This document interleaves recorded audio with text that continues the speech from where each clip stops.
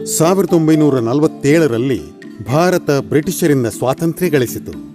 ಆದರೆ ಹಸಿವಿನ ದಾಸ್ಯದಿಂದ ಸ್ವಾತಂತ್ರ್ಯ ಪಡೆಯಲು ಭಾರತಕ್ಕೆ ಇನ್ನೂ ಕೂಡ ಸಾಧ್ಯವಾಗಿರಲಿಲ್ಲ. ಆಹಾರ ಧಾನ್ಯಗಳ ಕಡಿಮೆ ಉತ್ಪಾದನೆಯಿಂದಾಗಿ ಭಾರತಕ್ಕೆ ಅಮೆರಿಕಾದಿಂದ ಗೋಧಿಯನ್ನು ಆಮದು ಮಾಡಿಕೊಳ್ಳಬೇಕಾಗಿ ಬಂದಿತ್ತು. ಭಾರತದ ಮಣ್ಣಿನ ಉತ್ಪಾದನಾ ಸಾಮರ್ಥ್ಯ ಕಡಿಮೆಯಾಗಿರುವುದು ಮಾತ್ರವಲ್ಲದೆ ನಾವು ಆಧುನಿಕ ಕೃಷಿ ವಿಧಾನಗಳಲ್ಲಿ ಹಿಂದೆ ಬಿದ್ದಿದ್ದೆವು. ಈ ಕಾರಣಗಳಿಂದಾಗಿ ಭಾರತದ ಒಟ್ಟು ಉತ್ಪನ್ನ ಕೇವಲ 51 ಮಿಲಿಯನ್ ಟನ್ಗಳಷ್ಟು ಮಾತ್ರವಾಗಿತ್ತು. ಅಂತಹ ಕಡಿಮೆ ಉತ್ಪನ್ನಗಳ ಕಾರಣದಿಂದಾಗಿ ಭಾರತ ಹಸಿವೆ ಮತ್ತು ಅಪೌಷ್ಟಿಕತೆಗಳ ಮಹತ್ತರ ಸವಾಲುಗಳನ್ನು ಎದುರಿಸಬೇಕಾಯಿತು. ಆಗ 1960ರಲ್ಲಿ ಭಾರತೀಯ ಕೃಷಿಯಲ್ಲಿ ಹಸಿರು ಕ್ರಾಂತಿ ಎಂದು ಈಗ ನಮಗೆ ಪರಿಚಿತವಾಗಿರುವ ಒಂದು ಹೊಸ ಕ್ರಾಂತಿಗೆ ನಾಂದಿಯಾಯಿತು. ಹಸಿರು ಕ್ರಾಂತಿಯು ಮುಖ್ಯವಾಗಿ 3 ವಿಷಯಗಳನ್ನು ಆಧರಿಸಿತ್ತು. 1. ರಾಸಾಯನಿಕ ಗೊಬ್ಬರಗಳ ಬಳಕೆ. 2. ಕೀಟನಾಶಕಗಳು, ಕಳೆನಾಶಕ ಇತ್ಯಾದಿಗಳ ಬಳಕೆ. 3. ಹೈಬ್ರಿಡ್ ಬೀಜಗಳ ಬಳಕೆ. ಹಸಿರು ಕ್ರಾಂತಿಯಿಂದಾಗಿ ಭಾರತದ ಆಹಾರ ಧಾನ್ಯದ ಉತ್ಪಾದನೆ 4 ಪಟ್ಟುಗಳಿಗಿಂತ ಹೆಚ್ಚಾಗಿ ಭಾರತವು ಆಹಾರ ಧಾನ್ಯಗಳಲ್ಲಿ ಸ್ವಾವಲಂಬನೆಯನ್ನು ಪಡೆಯಿತು. ಇಡೀ ದೇಶ ಸಂತೋಷದಿಂದ ನಲಿಯಿತು. ಆದರೆ ಕಳೆದ 60 ವರ್ಷಗಳಲ್ಲಿ ಭಾರತದ ರೈತರ ಈ ರಾಸಾಯನಿಕ ಗೊಬ್ಬರಗಳ ಬಳಕೆಯ ಮೇಲಿನ ಅವಲಂಬನೆಯು ಕೆಲವು ಹೊಸ ಸಮಸ್ಯೆಗಳನ್ನು ತಂದೊಡ್ಡಿದೆ. ನಾವು ಕಳೆದ 10 ವರ್ಷಗಳ ರಾಸಾಯನಿಕ ಗೊಬ್ಬರಗಳ ಬಳಕೆ ಮತ್ತು ಉತ್ಪಾದಕತೆಯನ್ನು ಗಮನಿಸಿದರೆ ವರ್ಷ 2000-2001ರಿಂದ ವರ್ಷ 2010-11 ತನಕ ರಾಸಾಯನಿಕ ಗೊಬ್ಬರಗಳ ಬಳಕೆ 68% ಹೆಚ್ಚಾಗಿದೆ. ಆದರೆ ಇದೇ ಸಮಯದಲ್ಲಿ ಉತ್ಪಾದಕತೆ ಕೇವಲ 1.32% ಮಾತ್ರ ಬೆಳೆದಿದೆ ಎಂದು ಸ್ಪಷ್ಟವಾಗುತ್ತದೆ. ಇದು ಕಳೆದ 10 ವರ್ಷಗಳಲ್ಲಿ ರಾಸಾಯನಿಕ ಗೊಬ್ಬರಗಳ ಬಳಕೆ ಹೆಚ್ಚುತ್ತಿದೆ, ಆದರೆ ಆಹಾರ ಧಾನ್ಯಗಳ ಉತ್ಪಾದಕತೆ ಹೆಚ್ಚಾಗುತ್ತಿಲ್ಲ ಎಂಬುದನ್ನು ಸ್ಪಷ್ಟವಾಗಿ ತೋರಿಸುತ್ತದೆ. ರಾಸಾಯನಿಕ ಗೊಬ್ಬರಗಳ ಸ್ವಚ್ಛಂದ ಬಳಕೆ, ಸಾವಯವ ಕಾಂಪೋಸ್ಟ್ ಮತ್ತು ಕೊಟ್ಟಿಗೆ ಗೊಬ್ಬರಗಳ ಬಳಕೆಯಲ್ಲಿ ಇಳಿತ, ಇವುಗಳಿಂದ ಮಣ್ಣಿನಲ್ಲಿ ಜೈವಿಕ ಇಂಗಾಲ ಹಾಗೂ ಹ್ಯೂಮಸ್ಗಳ ಅಂಶ ತೀರಾ ಕುಗ್ಗುತ್ತಿದೆ. ವ್ಯಾವಸಾಯಿಕ ಪರಿಕರಗಳ ಅಧಿಕ ಬಳಕೆಯ ಹೊರತಾಗಿಯೂ ಬೆಳೆಯ ಉತ್ಪಾದಕತೆ ಹೆಚ್ಚುತ್ತಿಲ್ಲ. ಸತು, ಬೋರಾನ್, ಕಬ್ಬಿಣ, ಮ್ಯಾಂಗನೀಸ್, ಗಂಧಕ, ತಾಮ್ರ ಮತ್ತು ಮೊಲಿಬ್ಡಿನಮ್ಗಳಂತಹ ಸೂಕ್ಷ್ಮ ಪೋಷಕಾಂಶಗಳ ಕೊರತೆ ವ್ಯಾಪಕವಾಗಿ ವರದಿಯಾಗಿದೆ. ಇದು ಬೆಳೆಯ ಇಳುವರಿಯ ಇಳಿತದ ಕಾರಣಗಳಲ್ಲಿ ಒಂದಾಗಿದೆ. ಬೆಳೆಗಳಲ್ಲಿ ಕೀಟಗಳು ಹಾಗೂ ರೋಗಗಳು, ಅದರಲ್ಲೂ ಮಣ್ಣಿನ ಮೂಲದ ರೋಗಗಳು ಹೆಚ್ಚುತ್ತಿರುವ ಪ್ರವೃತ್ತಿ, ಮಣ್ಣಿನ ರಚನೆ ಹಾಳಾಗುವಿಕೆ, ಅಸಮತೋಲನಗೊಂಡ pH, ಮಣ್ಣಿನ ಪೋಷಕಾಂಶಗಳ ನಷ್ಟ ಮತ್ತು ಅಂತರ್ಜಲದ ಮಾಲಿನ್ಯ, ಈ ಎಲ್ಲ ಕಾರಣಗಳಿಂದಾಗಿ ಮಣ್ಣಿನ ಉತ್ಪಾದಕತೆ ಕುಂಠಿತವಾಗಿದೆ. ಈಗ ಮುಂದಿರುವ ಪ್ರಶ್ನೆ ಎಂದರೆ, ಮುಂದಿನ ರೈತ ಜನಾಂಗಕ್ಕೆ ಸಂತೋಷವಾಗಿ ಜೀವನ ಮುನ್ನಡೆಸಲು ಸಾಧ್ಯವಾಗುವುದೇ? ಅಥವಾ ನಾವು ನಮ್ಮ ಮುಂದಿನ ಜನಾಂಗಕ್ಕೆ ಉತ್ತಮ ಫಲವತ್ತಾದ ನೆಲವನ್ನು ಹಸ್ತಾಂತರಿಸಲು ಶಕ್ತರಾಗುತ್ತೇವೆಯೇ? ಅಥವಾ ನಾವು ನಮ್ಮ ಕೃಷಿಯಲ್ಲಿ ಮಹತ್ತರ ಬದಲಾವಣೆಯನ್ನು ತರಬೇಕಾಗಿದೆಯೇ ಎಂಬುದಾಗಿದೆ. ಈ ಅಂಶಗಳನ್ನು ಅರ್ಥ ಮಾಡಿಕೊಳ್ಳುವ ಸಲುವಾಗಿ ನಾವು ಮಣ್ಣಿನ ರಚನೆಯನ್ನು ನೋಡೋಣ. ಎ. ಬೆಳೆಯ ಉತ್ತಮ ಬೆಳವಣಿಗೆ. ಕಳಪೆ ಸಸ್ಯ ಬೆಳವಣಿಗೆ. ಬಿ. ಫಲವತ್ತಾದ ಸಾವಯವ ಪದಾರ್ಥ, ಕನಿಷ್ಠ ಸಾವಯವ ಪದಾರ್ಥಗಳ ಪ್ರಮಾಣ. ಸಿ. ಬೇರಿನ ಉತ್ತಮ ಉತ್ಪತ್ತಿ ಮತ್ತು ಬೆಳವಣಿಗೆ, ಬೇರಿನ ಕನಿಷ್ಠ ಉತ್ಪತ್ತಿ ಮತ್ತು ಬೆಳವಣಿಗೆ. ಡಿ. ಉತ್ತಮವಾದ ಮಣ್ಣಿನ ರಚನೆ. ಡಿ. ಹಾನಿಗೊಂಡ ಮಣ್ಣಿನ ರಚನೆ. ಇ. ಉತ್ತಮವಾದ ನೀರು ಮತ್ತು ಪೋಷಕಾಂಶಗಳ ಧಾರಣ ಶಕ್ತಿ, ಕನಿಷ್ಠ ನೀರಿನ ಧಾರಣ ಶಕ್ತಿ. ಎಫ್. ಲವಣ ಶೇಖರಣೆ. ಜಿ. ಸ್ವಾಭಾವಿಕ ಮಣ್ಣಿನ ಸ್ತರ, ಗಟ್ಟಿಯಾದ ನೆಲದ ಸ್ತರ. ಕಳೆದ ಬಹಳಷ್ಟು ವರ್ಷಗಳ ಕಾಲದಿಂದಲೂ ರೈತರ ಸಮಸ್ಯೆಗಳಿಗೆ ಪರಿಹಾರವನ್ನು ಒದಗಿಸುವ ಮೂಲಕ ರ್ಯಾಲಿಸ್ ಇಂಡಿಯಾ ಲಿಮಿಟೆಡ್ ಅಗ್ರಪಂಕ್ತಿಯ ಕಂಪನಿಯಾಗಿ ಮುಂದುವರಿದುಕೊಂಡು ಬಂದಿದೆ ಮತ್ತು ಈ ಪರಂಪರೆಯನ್ನು ಕಾಯ್ದುಕೊಂಡು ಟಾಟಾ ರ್ಯಾಲಿಸ್ ಒಂದು ಆಧುನಿಕ, ಕ್ರಾಂತಿಕಾರಿ, ಪರಿಸರ ಸ್ನೇಹಿ, ಮೈಕ್ರೋಬ್-ವರ್ಧಿತ ಆವಿಷ್ಕಾರಿ ಉತ್ಪನ್ನವನ್ನು ತಂದಿದೆ. ಜಿಯೋಗ್ರೀನ್ ಒಂದು ಅಂತಾರಾಷ್ಟ್ರೀಯ ಮಟ್ಟದ ಅನನ್ಯವಾದ ಹಾಗೂ ಆಧುನಿಕ ಉತ್ಪನ್ನವಾಗಿದೆ. ಇದರಲ್ಲಿ ಬಳಸಲಾದ ಮೈಕ್ರೋ ಆರ್ಗನಿಸಂ ಕಲ್ಚರ್ ಯುರೋಪಿನಿಂದ ಆಮದು ಮಾಡಿಕೊಂಡಿರುವುದಾಗಿದೆ.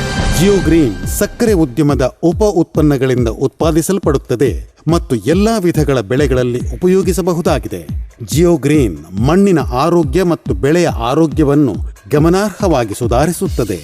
ಜಿಯೋಗ್ರೀನ್ ಬೆಳೆಗಳ ಇಳುವರಿಯನ್ನು 15-20% ಹೆಚ್ಚಿಸಬಹುದು.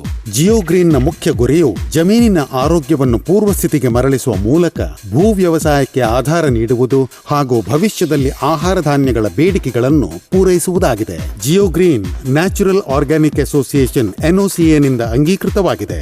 ಜಿಯೋಗ್ರೀನ್ 3-4 ತಿಂಗಳ ಕೊಳೆಯಿಸುವಿಕೆಯನ್ನು ಹೊಂದಿರುವ ಅಂತಾರಾಷ್ಟ್ರೀಯ ಮಾನ್ಯತೆ ಪಡೆದ ಪ್ರಕ್ರಿಯೆಯ ಮೂಲಕ ಉತ್ಪಾದಿಸಲ್ಪಟ್ಟ ಒಂದು ಸ್ಥಿರ ಹಾಗೂ ಪರಿಪಕ್ವವಾದ ಉತ್ಪನ್ನವಾಗಿದೆ.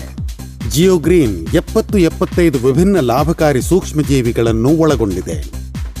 ಜಿಯೋಗ್ರೀನ್ ಯಾವುದೇ ಕಳೆಯ ಬೀಜಗಳಿಂದ ಮುಕ್ತವಾಗಿದೆ. ಜಿಯೋಗ್ರೀನ್ ಯಾವುದೇ ರೋಗಕಾರಕ ಸೂಕ್ಷ್ಮಾಣು ಜೀವಿಗಳಿಂದ ಮುಕ್ತವಾಗಿದೆ. ಜಿಯೋಗ್ರೀನ್ನ ಇಂಗಾಲ ಮತ್ತು ಸಾರಜನಕದ ಅನುಪಾತ 10:1 ಆಗಿದೆ. ಜಿಯೋಗ್ರೀನ್ ಅದರ ಚಿಕ್ಕ ಗಾತ್ರದ ಕಣಗಳ ಕಾರಣದಿಂದಾಗಿ ಮಣ್ಣಿನಲ್ಲಿ ಕ್ಷಿಪ್ರವಾಗಿ ಸೇರಿ ಶೇಖರವಾಗುತ್ತದೆ.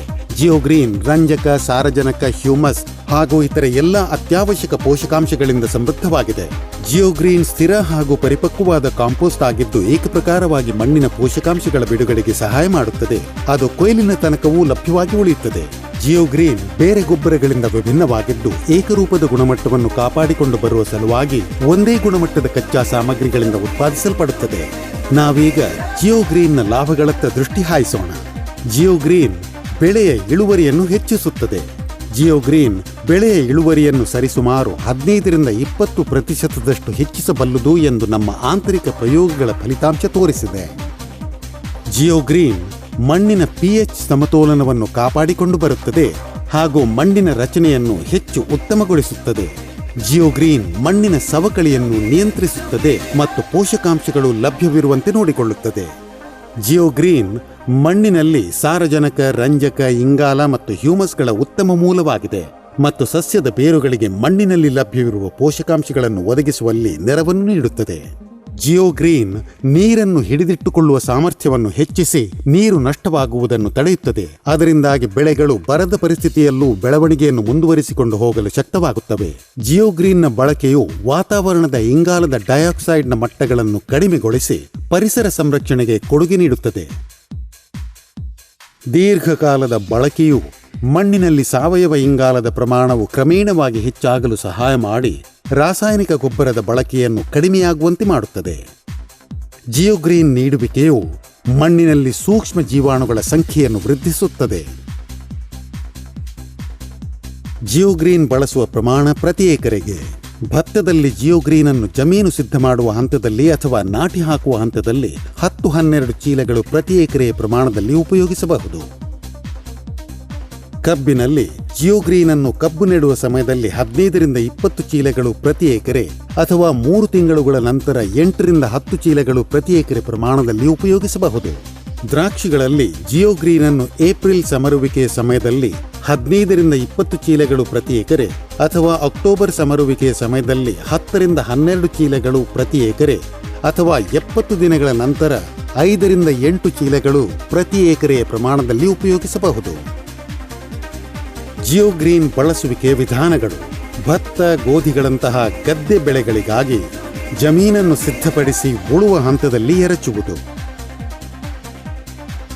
ಕಬ್ಬು, ದ್ರಾಕ್ಷಿಗಳಂತಹ ದ್ವಿವಾರ್ಷಿಕ ಬೆಳೆಗಳಿಗಾಗಿ ಜಿಯೋಗ್ರೀನ್ ಅನ್ನು ನೆಡುವ ಸಮಯದಲ್ಲಿ ಸಾಲುಗಳ ನಡುವೆ ಉಪಯೋಗಿಸಿರಿ. ಮಾವು ಮುಂತಾದ ಬೆಳೆಗಳಿಗಾಗಿ ಅದನ್ನು ವರ್ತುಲ ವಿಧಾನದಲ್ಲಿ ಉಪಯೋಗಿಸಿರಿ.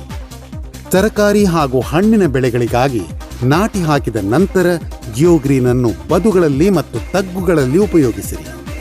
ಟಾಟಾರವರ ವಿಶ್ವಾಸ, ಜಿಯೋಗ್ರೀನ್ನ ವಾಗ್ದಾನ, ಮಣ್ಣಿನ ಸುರಕ್ಷೆ ಹಾಗೂ ಗರಿಷ್ಠ ಉತ್ಪನ್ನ. ಟಾಟಾ ಜಿಯೋಗ್ರೀನ್ ಎಲ್ಲ ಬೆಳೆಗಳಿಗಾಗಿ.